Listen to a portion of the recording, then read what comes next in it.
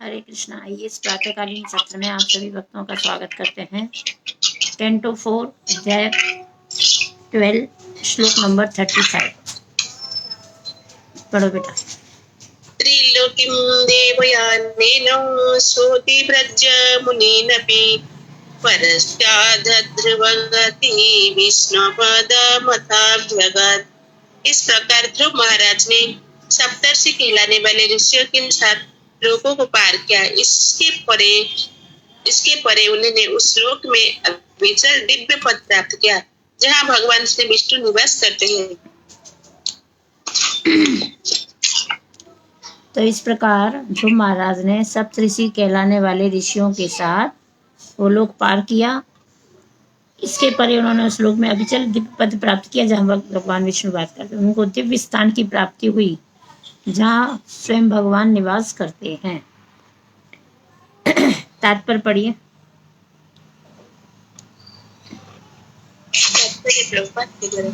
भगवान श्री विष्णु के दो प्रमुख पार्षद जिनके नाम सुनंद तथा नंद थे, विमान को चला रहे थे। केवल ऐसे दिव्य अंतरिक्ष यात्री अपना यान सप्तलोक के परे चलाकर शाश्वत आनंदमय जीवन के क्षेत्र में प्रवेश करा पाते हैं। नीता थोड़ा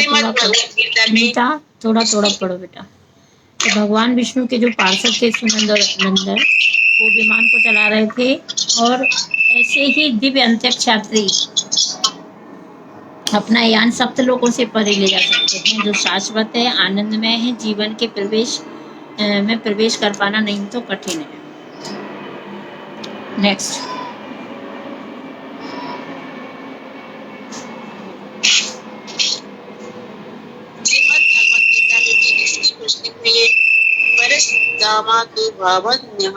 कि इस ब्रह्मंडल से आगे आध्यात्मिक आकाश शुरू हो जाता है जहाँ हर वस्तु स्थायी और आनंदमय है। ये लोग विष्णु लोक या वैकुंठ लोक कहलाते हैं। वही ज्ञान का आनंदमय जीवन प्राप्त हो सकता है। वैकुंठ लोक के नीचे भौतिक ब्रह्मांड है जहाँ ब्रह्मा तथा अन्य ब्रह्मलोक के निवासी प्रलय होने तक निवास करते हैं, किंतु यह जीवन स्थायी नहीं है। अब यहाँ पर बताया जा रहा है, भगवत गीता में भी इसकी पुष्टि हुई है। क्या? परस्तस्मातु भावोन्या, कि इस श्लोक में आगे बैकुंठ शुरू होता है और इस श्लोक से आगे क्या होता है? बैकुंठ शुरू होता है जहाँ हर वस्तु स्थायी है, वहाँ की वस्तु स्थायी है। म्यूट कर लो बेटा अपने आप को। स्थायी है और क्या है? आनंदमय है। ये लोग विष्णु लोक या बैकुंठ लोक कहलाते हैं। ये कौन से लोग कहलाते हैं? विष्णु लोक को कहलाते हैं या बैकुंठ लोक कहलाते हैं। वहीं ज्ञान का आनंद में जीवन प्राप्त होता है और यहीं पर आनंद में जीवन प्राप्त होता है ज्ञान का।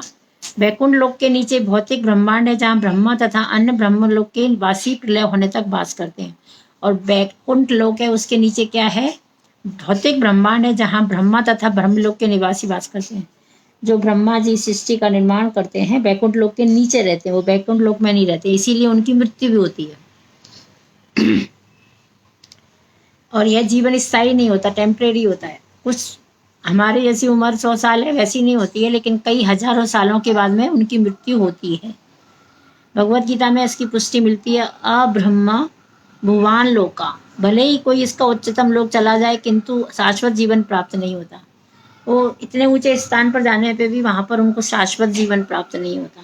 केवल बैकुंठ लोक पहुंचकर ही शाश्वत एवं आनंद में जीवन व्यतीत किया जा सकता है।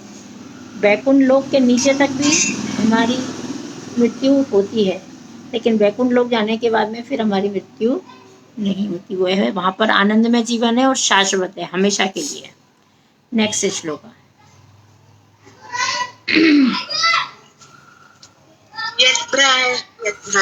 जमानं स्वरूचैव सर्वतो लोकोस्त्रयहानुबिभ्रजन्त एते यथा व्रजन्तु सुयेनानुग्रहाः व्रजन्ति भद्राणि चरन्ति अनीशम्। जो लोग दूसरे जीवों पर दयालु नहीं होते हैं वो सदैव बैकुंठ लोक में नहीं पहुंच पाते। जिनके प्रकाश में इस भौतिक ब्रह्मांड के सभी ग्रह परिवर्तित प्रकाश दे रहे हैं, जो व्यक्ति निरंतर अन्य प्राणियों के कल्याणकारी कार्य में लगे रहते हैं, केवल वो ही बैकुंठ लोक पहुंच पाते हैं। बहुत अच्छी बात बताई गई, बहुत अच्छी शिक्षा है। जो दयालु, जो दूसरों के प्रति दयालु नहीं होते, वो वैकुंठ लोक नहीं जा सकते। हमें दूसरों के प्रति दयालु होना चाहिए। वे स्वतः जो में इन वैकुंठ लोकों में नहीं पहुंच पाते, और वो कितना भी प्रयास करें वो उन वैकुंठ लोकों तक नहीं जा सकते। जिनके प्रकाश से इस भौतिक ब्रह्मांड के सभी लोग प्रकाशित हैं। जो व्यक्ति निरंतर अन्य प्राणियों के कल्याणकारी कार्यों में लगे रहते हैं, केवल वे ही वैकुंठ लोक जा सकते हैं। जो व्यक्ति हमेशा अपना कार्य कौन करता है? बोलिए, अपना कार्य कौन करता है? मैं और मेरा परिवार, ये कार्य कौन करता है? जानवर करते हैं। उससे थोड़ा ऊपर उठोगे तो दूसरों का भी कार्य करोगे। तो जो व्यक्ति निरंतर अन्य प्राणियों के कल्याणकारी कार्यों में, फालतू की बातों में नहीं, कल्याणकारी, कैसे हम व्यक्ति की चेतना को जागृत करें, कैसे उसको भक्ति दें, कैसे हम इसको भक्ति मार्ग में लगाएं, कैसे कृष्ण कथा सुनाएं, जो ये कार्य करते हैं वे केवल वे ही वैकुंठ लोक जा सकते हैं। नहीं तो आप कुत्ते के बच्चे के पास भी जाओगे तो कुत्ते का बच्चा भी अपने बच्चे का संरक्षण तो कर ही लेता है। देखा है ना आपने कि जब नया नया कुत्ता अपने बच्चों को जन्म देता है, कोई उसके पास जाता है तो कुत्ता भौंकता है, उसको डराने की कोशिश करता है। काटेगा कि नहीं काटेगा वो बात की बात है, लेकिन इतना तो डरा ही देता है कि कोई बच्चे को छोड़ देगा वहीं पे। तो हम में और उनमें क्या फ़र्क है? यदि हम जानवर नहीं हैं दो पैर के, तो हमें क्या करना चाहिए? दूसरों का उद्धार करना चाहिए। जारे देखो तारे कहो कृष्ण उपदेश, जो मिले उसको कृष्ण के बारे में बताना चाहिए। अभी लोग सुनना नहीं चाहते कृष्ण के बारे में, बाकी की फालतू की बातें करने बैठ जाओगे तो 2 घंटे खड़े रहेंगे आपके पास, और जैसे ही आप कृष्ण की कथा शुरू करोगे बोलेंगे टाइम हो गया, मेरे को जाना है, मेरा पति आने वाला है। और यदि इधर उधर की बातें करोगे तो बोलेंगे चलता रहेगा। वो अपने मन की 4 बताएंगे, आप 8 बात बताना, वो 16 बात बताएंगे। तो हमें क्या करना है? वैकुंठ लोक जाना है तो दूसरों का उद्धार करना है। दूसरों का उद्धार होगा कृष्ण भक्ति के द्वारा, कृष्ण ज्ञान के द्वारा। जो हम पढ़ते हैं, जो हम जानते हैं, उतना तो ज्ञान हम बांट सकते हैं। इसीलिए चैतन्य महाप्रभु ने शिक्षा दी है, जारे देखो तारे कहो कृष्ण उपदेश। याद पर पढ़ो बेटा। तात्पर्य प्रभुपाद। यहाँ पर वैकुंठ लोक के 2 पक्ष का वर्णन हुआ है। पहला तो ये कि वैकुंठ लोक को सूर्य तथा चंद्रमा की आवश्यकता नहीं होती। इसकी पुष्टि उपनिषद तथा श्रीमद् भगवत गीता से भी होती है। न तत् भासयति सूर्य न शशांक अनुपावकः। आध्यात्मिक विश्व में वैकुंठ लोक स्वयं प्रकाशित है। ये अपन ने पिछली बार भी कई बार वर्णन किया है कि जब हम वैकुंठ लोक जाएंगे तो वहाँ लाइट की ज़रूरत नहीं है, क्योंकि वो लोग इतना प्रकाशित है अपने आप में कि वहाँ पर न सूर्य की ज़रूरत, न चंद्रा की, न लाइट की ज़रूरत है। और इसकी पुष्टि भगवत गीता में हुई है। क्या? न तद भास्यते सूर्यो न शशांको न पावका। वैकुंठ लोक स्वयं प्रकाशित है, अतः सूर्य, चंद्रमा या विद्युत बल्बों की वहाँ कोई आवश्यकता नहीं है। वहाँ हमारे जैसे लाइट के बल्ब ढूंढने की या लाइट की कनेक्शन की आवश्यकता ही नहीं है। तथ्य तो है कि वैकुंठ लोकों का प्रकाश ही आकाश में प्रतिबिंब होता है, और जो वैकुंठ लोगों का प्रकाश है वही वहाँ पर प्रतिबिंबित होता है। इसी के प्रकाश से भौतिक ब्रह्मांड के सूर्य प्रकाशित होते हैं, और जो वहाँ पे वैकुंठ लोग हैं, सूर्य का प्रकाश भी वहीं से आता है। कहने का तात्पर्य है कि भौतिक व्योम के सभी नक्षत्र गण वैकुंठ लोकों से प्रकाश प्राप्त करते हैं। आज तक आपको पता था कि सूर्य को प्रकाश कहाँ से मिलता है? वैकुंठ लोक से ही मिलता है। चंद्रमा को कहाँ से मिलता है? लेकिन हम लोग मूर्ख लोग चंद्रमा को ही भगवान मान लिए, सूर्य को ही भगवान मान लिए। तो इस भौतिक लोक से वे वैकुंठ लोक को जाते हैं। यदि लोग अन्य जीवों का लगातार के लिए कल्याणकारी करते हैं तो इस भौतिक लोक से वे वैकुंठ लोक को जाते हैं। ऐसे कल्याणकारी कार्य कृष्ण चेतना में ही किए जा सकते हैं। इस भौतिक जगत में कृष्ण भावनामृत के अतिरिक्त कोई भी ऐसा परोपकार नहीं है जिसमें 24 घंटे लगा जा सके। इस संसार में यदि कोई कार्य आपको बिजी रख सकता है तो वह है कृष्ण भावनामृत, और कृष्ण भावनामृत कार्यों उसके द्वारा ही हम अपने आप को बिजी रख सकते हैं। और जब हम लोगों का कल्याण करेंगे तभी हम वैकुंठ लोक की ओर जा सकते हैं। नेक्स्ट बोलिए।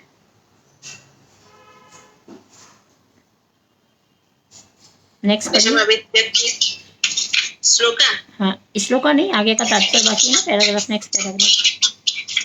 कृष्ण भावना भावित व्यक्ति सदैव इस योजना बनाने में लगा रहता है कि सारी दुखी मानव जाति को किस प्रकार से भगवान के धाम ले जाए। यदि उसे समस्त पतित जीवों का उबारने में सफलता नहीं मिलती तो भी कृष्ण चेतनामय होने के कारण उसके लिए वैकुंठ का द्वारा खुला रहता है। आप लोग बोलते हो ना माता जी कोई सुनता ही नहीं है। अभी एक तो दो बातें हैं, एक तो आप झूठ बोल रहे हो कि माता जी हम बहुत लोगों को बोलते हैं कोई सुनता नहीं है, एक आपने बोला सच में बहुत प्रयास किया लेकिन कोई बना नहीं।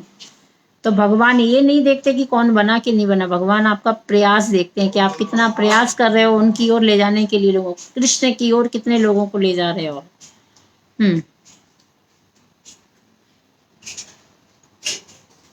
हाँ बेटा। यह वैकुंठ लोक में प्रविष्ट होने का पात्र तो रहती है। यदि कोई ऐसे भक्त का अनुसरण करता है तो वो भी वैकुंठ लोक को जाता है। अन्य लोग जो ईर्ष्या व्यापार में लगे रहते हैं कर्म कहलाते हैं। कर्मी परस्पर ईर्ष्या करते हैं, वो अपनी इंद्रिय तुष्टि के लिए 1000 निर्दोष प्राणियों का वध कर सकते हैं। अभी यहाँ पर बताया जा रहा है कि जो व्यक्ति कृष्ण भावनामृत में लगा है उसका तो उद्धार होने वाला है, जो प्रयास कर रहा है उसका भी उद्धार होगा, और जो प्रयास कोई नहीं लगा लेकिन जो कृष्ण भावना भावित व्यक्ति है उसकी सेवा भी यदि कर रहा है, उसके साथ में भी यदि लगाए तो भी उसका उद्धार हो जाएगा, तो भी वो वैकुंठ जाने का पात्रता धारण कर लेता है। और जो लोग ईर्ष्या व्यापार में लगे रहते हैं वो कर्मी कहलाते हैं, वो ईर्ष्या करते हैं, वे अपनी तृप्ति के लिए अपनी इंद्रिय तृप्ति के लिए हजारों लोगों का वध कर देते हैं। ज्ञानी लोग कर्मियों के समान पापी नहीं होते, किंतु वे अन्यों को भगवान की नाम दे जाने का काम नहीं करते। ज्ञानी जो होते हैं वो क्या करते हैं, कर्मी लोगों के समान नहीं होते, लेकिन वो एक ही काम नहीं करते, वो भगवान के धाम नहीं ले जा सकते। ज्ञान है उनको लेकिन अपने में मस्त रहते हैं, मैं मेरा कर लूँ, मुझे दुनिया से क्या लेना। तो आप अपना करते रहो, अपने परिवार को भी थोड़ा उद्धार करो, उनको भी बैठो बोलो बेटा चाय बाद में बना देना, थोड़ा सा बैठ जाओ भागवतम सुन लो, बेटा चाय बाद में बना देना, मेरे साथ बैठ के एक माला कर लो। धीरे धीरे जब सिखाओगे उसको तो आज नहीं तो कल उसका उद्धार होगा। आप सोचोगे चलो वो किचन में काम कर रहे हैं, करने दो, बेटी है लगी रहने दो किचन में, अब किचन का भी तो कोई देखेगा ना, सब इधर माला करने बैठ जाएंगे तो कैसा काम चलेगा। नहीं, उनको भी लगाओ सेवा में, आज नहीं तो कल उनका उद्धार होगा, तभी हमारा भी उद्धार होगा, नहीं तो हमारा भी उद्धार नहीं हो सकता।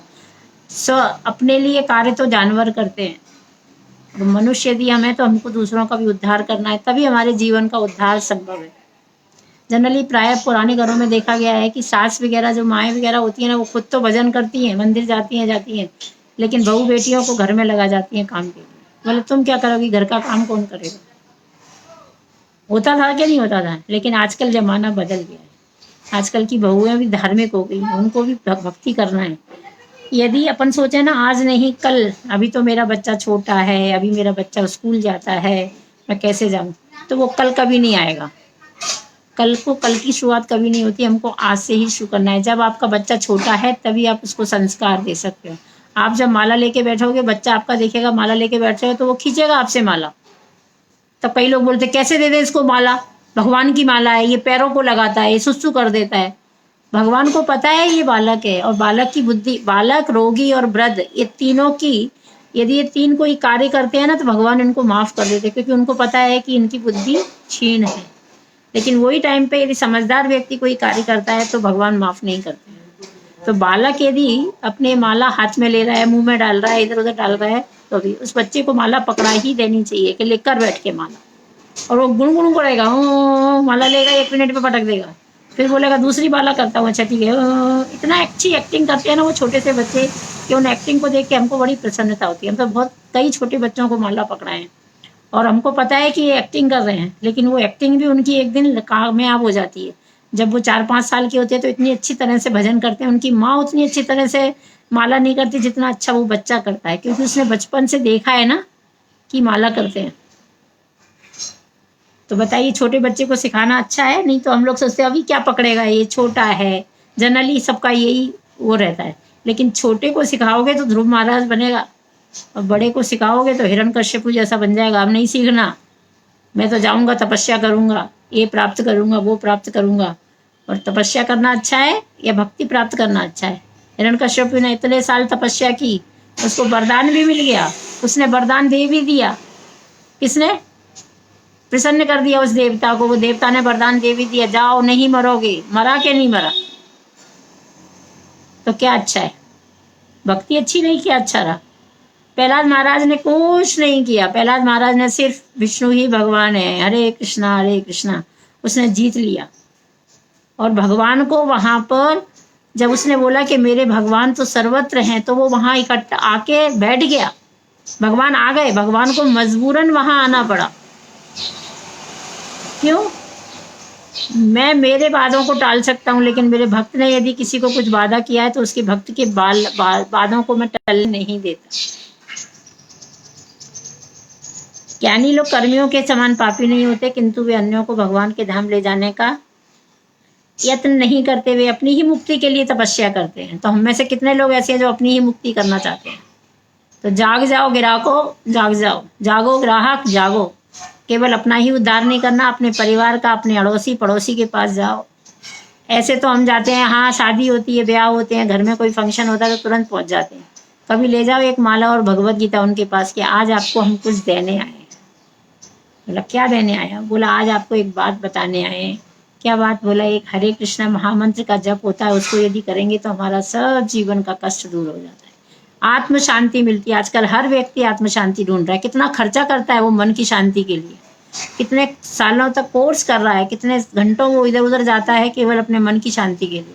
लेकिन मन की शांति कहाँ है? जिस तरीके से हिरण की नाभि के अंदर ही कस्तूरी है लेकिन वो भटकता रहता है, उस तरीके से सुख और शांति हमारे अंदर ही है लेकिन हम भटक रहे हैं। तो हमारी चेतना जागृत नहीं हुई, तो हमें उन लोगों की चेतना को जागृत करना है कि सुख कहीं और नहीं है, अपने अंदर ही है, ढूंढो इसको। और ढूंढने कहाँ मिलेगा? वो महामंत्र जपोगे तो अपने आप मिल जाएगा। अब आपको कहीं जाने की, अपने मन की बात कहने की आवश्यकता है क्या? कहीं कहने की आवश्यकता नहीं है। माला लेके बैठ जाओ, मन दुखी है माला लेके बैठ जाओ, आपका मन शांत हो जाएगा। कितने लोगों का अनुभव है इस चीज का? तो वे अपनी ही मुक्ति के लिए तपस्या करते हैं। योगी भी अब आत्मोन्नति के लिए योग शक्ति प्राप्त करने में के प्रयास में लगे रहते हैं, किंतु भक्त अर्थात वैष्णव जो भगवान के योग शक्ति प्राप्त करने में लगे रहते हैं योगी लोग, लेकिन भक्त जो है वो क्या करता है? भगवान की दास है, वे पतित आत्माओं का उद्धार के लिए कृष्ण लोक के कार्य क्षेत्र में आगे बढ़कर कार्य करते हैं। उसके जीवन में कुछ भी घट रहा है वो अपनी उसकी परवाह नहीं करता। उसका शरीर रोगी है, निरोगी है, उसको आर्थिक समस्या है, मेंटली अपसेट है वो, लेकिन फिर भी वो लोगों का क्या करता है? क्योंकि कृष्ण भावना में रहता है ना, वो अपने गम को भूलकर दूसरों के गमों को निकालने की कोशिश करता है और सबको क्या देता है? कृष्ण प्रेम देना चाहता है, और कुछ नहीं देना चाहता, सिर्फ कृष्ण प्रेम देना चाहता है। इस श्लोक में इसका स्पष्ट रूप से वर्णन हुआ है और भगवत गीता भी इसकी पुष्टि होती है, जहाँ भगवान कहते हैं कि जो व्यक्ति भगवत गीता का संदेश विश्व भर में प्रचारित करता है उसके समान अन्य मुझे कोई प्रिय नहीं है। जो भगवत गीता का संदेश गांव गांव, शहर शहर, गली गली, बच्चे बच्चे को पहुंचाता है, उसके जितना प्यारा मेरा कोई नहीं, मुझे सबसे प्रिय है। पिछली बार भी इस बारे में चर्चा हुई थी कि भगवान का यदि प्रिय बनना है तो भगवान ने बोला है कि मेरे भक्तों से ही मैं सखा दूं, मेरे भक्त बनो और मेरे नाम का प्रचार करो। भगवत गीता मैनुअल बुक है लाइफ की। जिसने भगवत गीता को अपने जीवन में उतार लिया और लोगों को ये दे दिया, तो आप लोग सब तैयार हो जाओ, मैराथन आ रहा है। महाराज अभी हरिद्वार रथ यात्रा लेके गए थे, 5,500 लोग थे। उसमें महाराज का कहना यही था कि अभी अभी वहाँ ये आ रहा है, मैराथन आ रहा है, आप सब लोग सतर्क रहिए। महाराज को प्रसन्न करने के लिए हमें बुक मैराथन करना है। तो आप लोग बोलेंगे माता जी गए साल लिया था पूरा का बॉक्स ऐसा का ऐसा पड़ा है, तो घर से निकलो बाहर। कितनी शादियों में गए, कितनी बर्थडे में गए, कितने लोग आपके घर में आए, सबको गिफ्ट में दो। हो सकता है कि संभव नहीं हो सकता, चाहो तो कुछ भी हो सकता है, नहीं चाहो तो कुछ भी नहीं हो। हर साल खरीदना है, हर साल बांटना है, क्योंकि आज तक जितने भी बुक प्रकाशित हुई हैं वो बुक प्रकाशित होकर ही लोगों का उद्धार हुआ है। यदि हम लोग भगवत गीता नहीं पढ़े होते तो हमारा उद्धार होता? हमको भी किसी ने दी ना, हमने भी पढ़ी ना, तो हमारा उद्धार हुआ कि नहीं हुआ? उस तरीके से हमें निकलना चाहिए और लोगों का उद्धार करना चाहिए। नेक्स्ट श्लोका।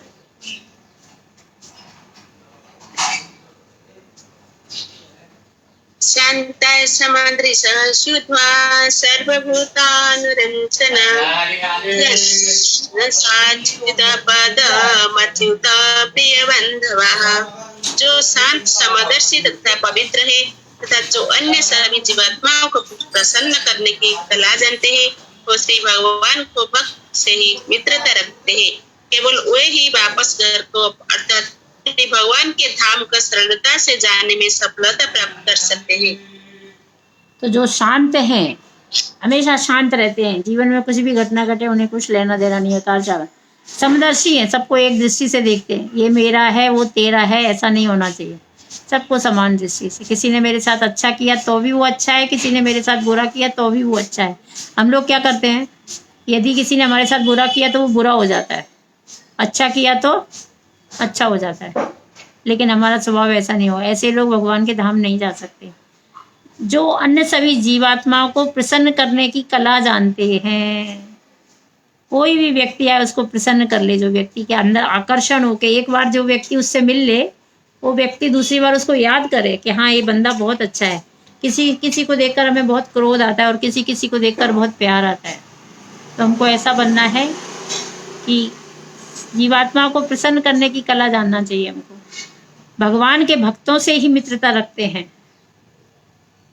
जो भक्त होते हैं वो क्या करते हैं, भक्तों से ही मित्रता रखते हैं। आप लोग देख लो कि आपके कितने भक्त लोग हैं जो मित्र हैं।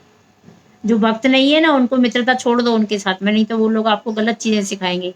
कहाँ साड़ी अच्छी मिल रही है, किसकी शादी हो रही है, किसकी ब्याह में क्या हुआ था, कौन सा कस्टम चलता है, कौन सा वो चलता है, ये सिखा देंगे आपको, लेकिन भक्ति नहीं सिखाएंगे। केवल वे ही वापस घर को अर्थात भगवान के धाम को सरलता से जा सकते हैं, जो सफलता प्राप्त कर सकते हैं, जो समदर्शी हो, पवित्र हो और जीवात्माओं को प्रसन्न करने की कला जानते हो और भगवान के मित्रों से ही, भगवान के भक्तों से ही मित्रता रखते हो। अनुवाद पढ़ो बेटा, तात्पर्य पढ़ो। सॉरी, तात्पर्य प्रभुपाद की गुरु। इस श्लोक के वर्णन से पूरा संकेत मिलता है। केवल श्री भगवान के भक्त वैकुंठ लोक में प्रवेश कर सकते हैं। पहली बात ये कही गई कि भक्त शांत होते हैं क्योंकि अपने स्वयं की इंद्रिय तृप्ति के लिए उनकी कोई मांग नहीं होती। वह तो केवल श्री भगवान की सेवा में समर्पित रहते हैं। कर्म में कभी भी शांत नहीं रह सकते क्योंकि इंद्रिय तृप्ति के लिए उनकी बड़ी बड़ी मांगे रहती है। तो यहाँ पर बताया जा रहा है कि भगवान की भक्ति वैकुंठ लोक में प्रवेश कर सकते हैं, बाकी के लोग प्रवेश नहीं कर सकते। पहली बात तो ये कृष्ण भक्त बिंदास, कृष्ण के दास सदा शांत। कृष्ण के दास जो होते हैं वो शांत होते हैं, वे अपनी इंद्रिय तृप्ति के लिए कोई मांग नहीं करते। जो मिल गया वो ठीक, नहीं मिला तो ठीक। और वे तो भगवान की सेवा में समर्पित रहते हैं। कभी कभी भी शांत नहीं रह सकते क्योंकि इंद्रिय तृप्ति के लिए बड़ी बड़ी मांगे करते हैं। और जो ज्ञानी होते हैं वो शांत नहीं होते। ज्ञानी भी शांत नहीं हो सकते क्योंकि मुक्ति प्राप्त करने अथवा पर ब्रह्म से तदाकार होने के प्रयासों में वे अत्यधिक विवश रहते हैं। तो भगवान में विलीन होना चाहते हैं, इसलिए हमेशा वो भी दुखी रहते हैं। इसी प्रकार से योगी योग शक्ति प्राप्त करने के लिए शांत बने रहते हैं। वो बोलता है योग की शक्ति मिल जाए मैं कब विलीन हो जाऊंगा, इसलिए वो हमेशा उदास रहता है। किंतु भक्त शांत रहता है क्योंकि वे भगवान पर पूर्णतः समर्पित होता है। लेकिन भक्त जो होता है वो शांत होता है क्योंकि वह पूर्णतः भगवान पर आश्रित होता है और अपने को नितांत असहाय समझता। बोलता है प्रभु मेरा कुछ नहीं चलता, आपका ही सब चलता है, मैं तो असहाय हूँ, आप जो दोगे वो मिलेगा, जो नहीं दोगे तो नहीं मिलेगा। जिस प्रकार शिशु अपने माता पिता पर आश्रित रहकर परम शांति पाता है, उसी प्रकार भक्त भी भगवान की कृपा पर आश्रित रहने के कारण पूरी तरह से शांत रहता है। जिस तरीके से एक बच्चा, उसको संसार में किसी ने परेशान किया हो, उसको कोई चीज़ की डिमांड हो, दुखी हो जाता है तो माँ बाप के पास जाता है, माँ बाप से मांगता है और वहाँ सोचता है मैं सुरक्षित हूँ। उसी तरीके से भक्त जो होता है भगवान से मांगता है, मिल गया तो ठीक, नहीं मिला तो ठीक। उसे पता है कि यहाँ पे मेरी चलेगी, बाकी की कोई जगह मेरी चलेगी नहीं। लेकिन भगवान नहीं देते तो झगड़ा नहीं करता। बच्चे तो झगड़ा कर लेते हैं। भक्त समदर्शी होता है, वह सबों के लिए एक ही दिव्य पद पर देखता है। वह जानता है कि यद्यपि अपने पूर्व कर्मों के अनुसार ही बद्ध जीव विशेष शरीर धारण करता है, किंतु वस्तुतः हर जीव परमेश्वर का अंश होता है। भक्त सभी जीवात्माओं को आत्म दृष्टि से देखता है। आध्यात्मिक बुद्धि स्तर पर जीव जीव में भेद नहीं मानता। हर जीव परमेश्वर का अंश है, इसलिए कभी भी एक जीव जो करता है दूसरे को भक्त का अंश देखता है। इसके लिए कभी भी वो क्या करता है, जीवात्मा को आत्म दृष्टि से देखता है, भौतिक देहात्मिक दृष्टि से नहीं। काला है, गोरा है, कैसा है, वो ये नहीं देखता। उसके अंदर जो आत्मा है उसको देखकर ही कार्य करता है और उनमें भेद नहीं मानता। ऐसे गुण भक्तों की संगति से ही उत्पन्न होते हैं। जब हम एक भक्त का व्यवहार देखेंगे कि वो भक्त कैसा व्यवहार करता है, तो हमारे अंदर भी वो गुण आ जाते हैं। भक्तों की संगति के बिना मनुष्य कृष्ण चेतना में प्रगति नहीं कर सकता, और जब तक भक्तों की संगति नहीं मिलेगी हम कृष्ण चेतना में उन्नति नहीं कर सकते। इसलिए हमने अंतर्राष्ट्रीय कृष्ण भावनामृत संघ स्थापित किया है। वास्तव में जो भी इस संघ में रहता है उसमें स्वतः कृष्ण चेतना उत्पन्न हो जाती है। भक्त भगवान को प्रिय होते हैं और भगवान भक्त को। आगे का पढ़ो बेटा।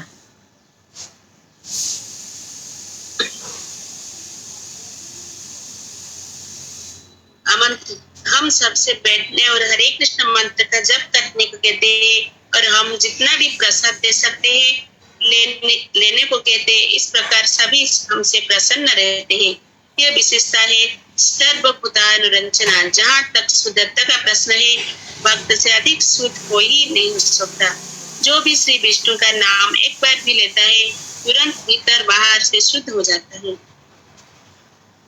तो यहाँ पर बताया जा रहा है कि भक्त बिना भेदभाव के क्या करता है, प्रसाद देता है, उसको नाम जपने की बोलता है और उससे कुछ लेना देना नहीं होता। उसको बैठ के महामंत्र जपने को बोलता है। यही विशेषता है सर्वभूतानुरंजना। जहाँ तक शुद्धता का प्रश्न है, भक्तों से अधिक शुद्ध कोई नहीं। यह चूंकि भक्त निरंतर हरे कृष्ण मंत्र का जप करता है, अतः भौतिक जगत की कलमश उसके पास फटकते नहीं है। उसके भौतिक जीवन में कुछ भी कष्ट है, कुछ भी है, लेकिन वो उसके पास फटकते नहीं है, क्योंकि वो अपने भगवान में, भगवान के नाम में इतना लीन रहता है कि उसका कष्ट उसको अपना कष्ट लगता ही नहीं है। वो हमेशा हर जीव का उद्धार करने की सोचता है।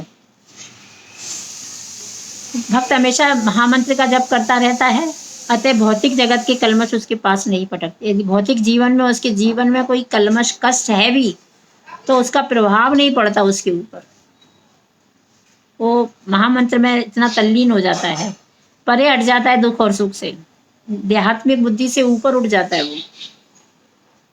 इस प्रकार वह वास्तव में शुद्ध हो जाता है। मुचि अह शुचि अह यदि कृष्ण भजे।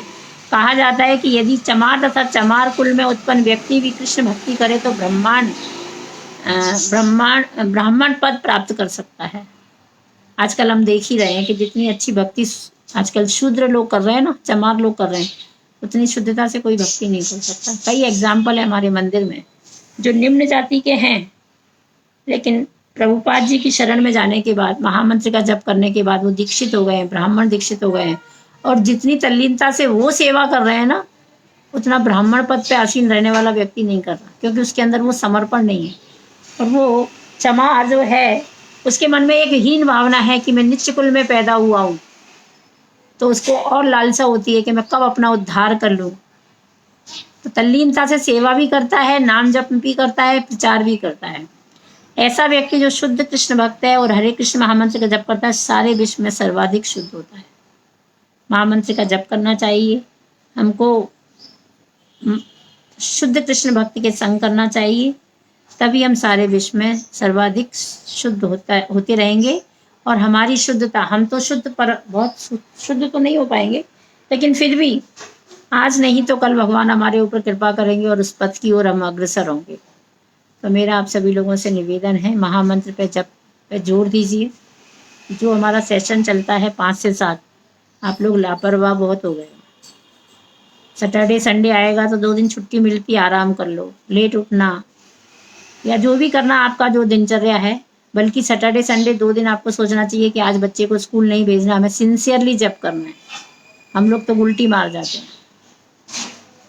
तो हमको सुधार लाना है अपने अंदर। कार्तिक महीना आ रहा है, उसके पहले अपन सुधार ले आए अपने अंदर तो अच्छा है। क्योंकि हम किसी को प्रश्न खुश कर पाए या नहीं कर पाए, लेकिन भगवान को प्रसन्न करने का एकमात्र तरीका है महामंत्र का जप कीजिए, वो भी टाइम पे कीजिए। अभी आप पुराने बच्चे हो गए हो, नए बच्चे नहीं हो, जब उनको बोला जाता है खा ले, कभी भी जब भूख लगेगी तब खा ले, बच्चा क्या करता है 24 घंटे पट खाता रहता है ना। उसकी कोई पाबंदी है कि 2 ही टाइम खाएगा कि 3 टाइम खाएगा, उसको कभी भी खिलाओ वो खाता रहता है। इसीलिए जब नया भक्त भक्ति में आता है उसको बोलते भैया तू माला कर, कभी भी कर, करता रहे। लेकिन जब पुराने हो गए हो तो क्या होता है, टाइम होता है उसका। भगवान भी देखते हैं कि इतने साल में ये कितना बदला है, कितनी दृढ़ता आई है इसके अंदर। कोई कोई व्यक्ति, हमारे मंदिर में 1-2 लोग हैं जिनको कि हमने माला करने की बोला था 2 माला पहले दिन, लेकिन पहले दिन ही उस बंदे ने 4 माला की, दूसरे दिन 16 माला करने लगा। मैंने कहा भैया उड़ो मत ही, थोड़ा धीरे चलो। लेकिन दृढ़ता आज भी है उसके अंदर, आज वो 7 साल से माला कर रहा है, अब तो दीक्षित हो गया है, मंदिर में अच्छी सेवा भी कर रहे हैं वो। तो कई बार भागना, रेस, खरगोश की चाल चलना, और कौन सा किसका रेस हुआ था,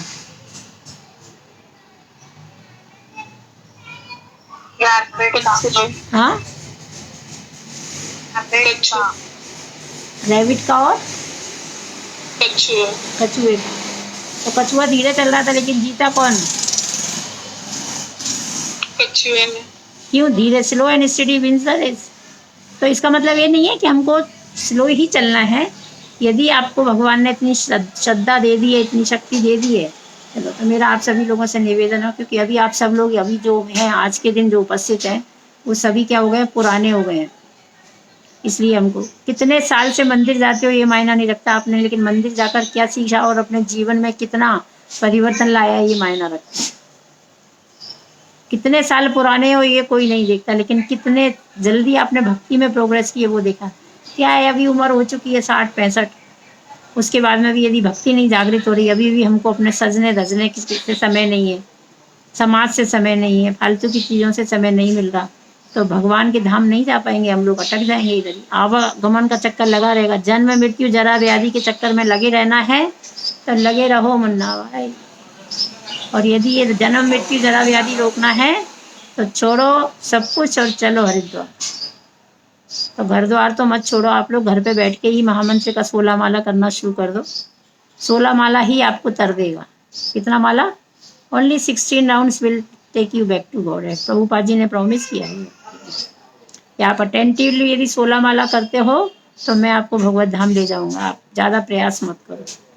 अब बताओ, इतना सब कुछ सुविधा मिलने के बाद में भी यदि हमारी चेतना जागृत नहीं हो रही तो फिर डूब के चल्लू भर पानी में हमें क्या करना चाहिए? जी लेना चाहिए, है ना।